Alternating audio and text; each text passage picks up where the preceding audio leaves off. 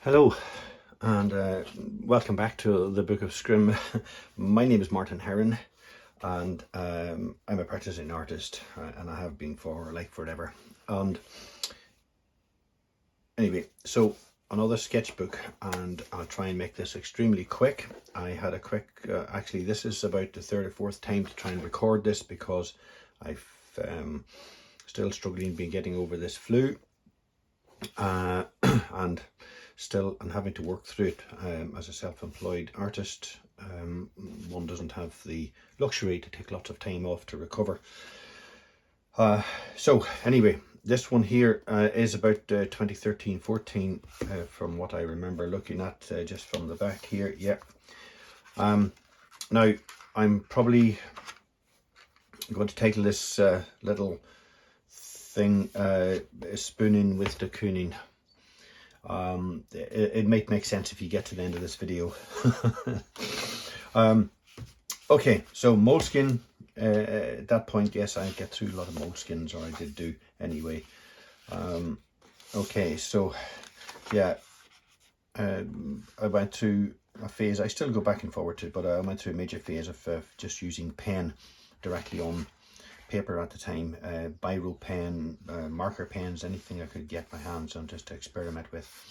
So this was part of that process. And this probably will be relate to one of the other sketchbooks that you'll see on this channel. So yeah, just a constant mark making working process.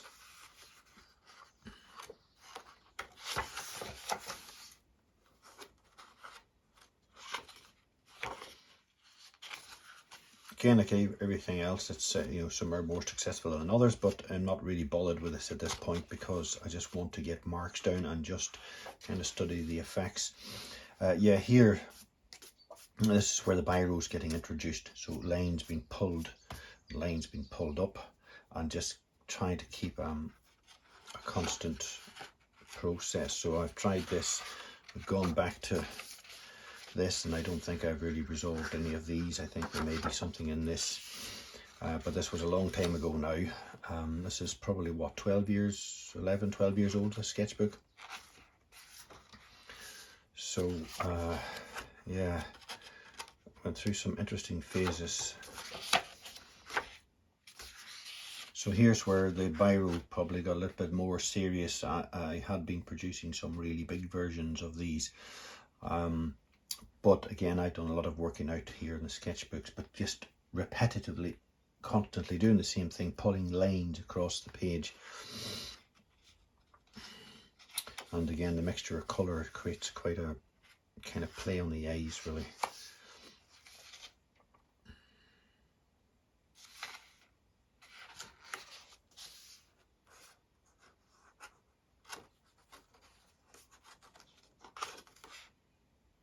But I would tend to do this with a medium or a material and just work with it and nothing else for a while until I see what it will do, and then maybe introduce other things to it later on. Yeah, so you probably see where things that happened on the others, where I was using Scrim, how I kind of like this overlay, these layers of colour, and being able to see through, so it creates quite a depth to the image.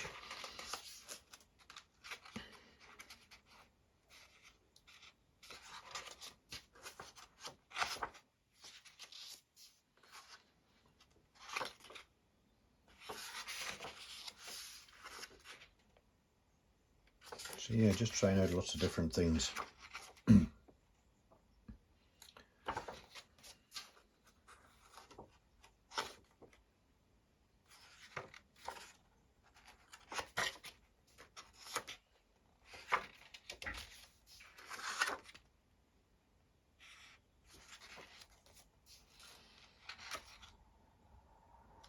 So yeah, obviously I had taped across the middle here. You won't be able to see on this, but there's faint lines of where the previous sketchbook, the biro marks were through here.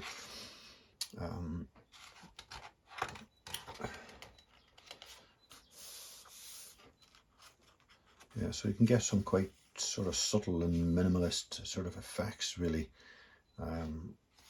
Quite nice.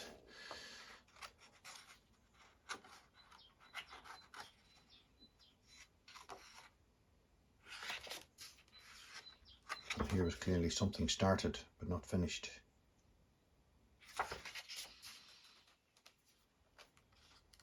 So yes, I did quite like the very heavy, scrawly, chaotic kind of line work over the top of this very carefully mechanical line work laying underneath here. This had somewhere to go.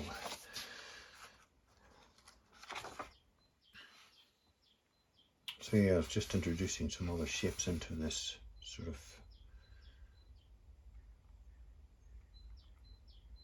Got quite a bit of movement, so it seems much more dynamic when this sort of with these.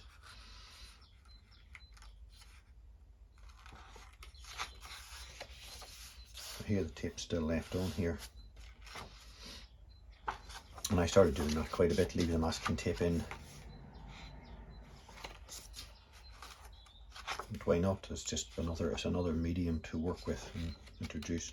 So here, as I really did quite get into this when I peeled the tape off, and it would take a layer of the moleskin paper and leave pure white, and still leave sort of patches of the other color, of the creamy color of the moleskin. So that got although it started accidentally, but it actually then became quite deliberate then, looking for it to happen.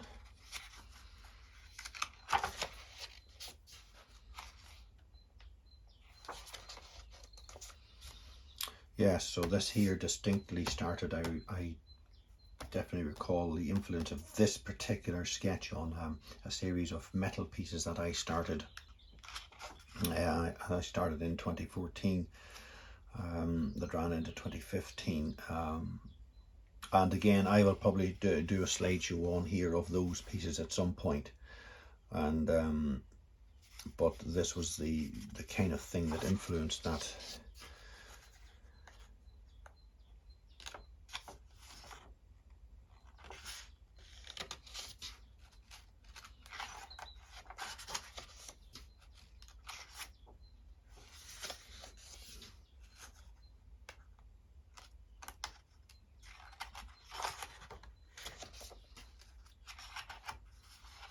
So yeah, this became a sort of focus on biro and masking tape, ripping the tape off, and then I would start reusing the tape that had been taken off and re-gluing it back on into other things.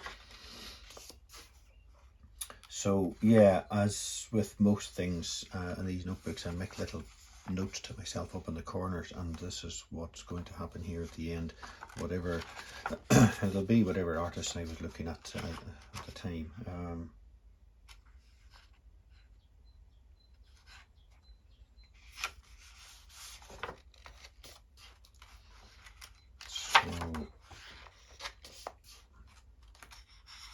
And I quite like these stick straight to the torn edges, but I've talked about this before. I like that sort of combination of seeing through that slit.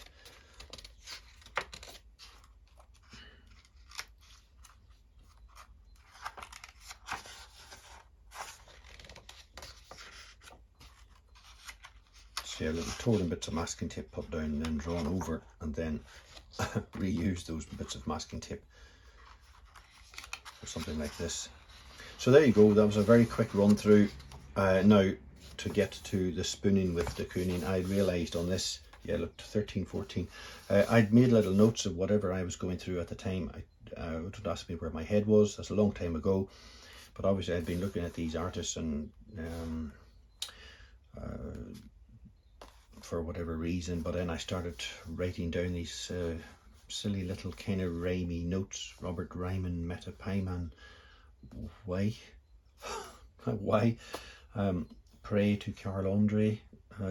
Nipped in the bud, Donald Judd. Whatever had come into my head during reading stuff about these guys. Yeah, and just sort of like finished off here, spooning with de Kooning. Goodness, Yeah. Whatever, guys. Well, my head went into strange places at times. So there you go. That was 13 into 2014. I hope you enjoyed. Hope it was quick enough for you. And hopefully you'll catch some more videos, and I will catch you all again. All right. Thanks for watching. Bye.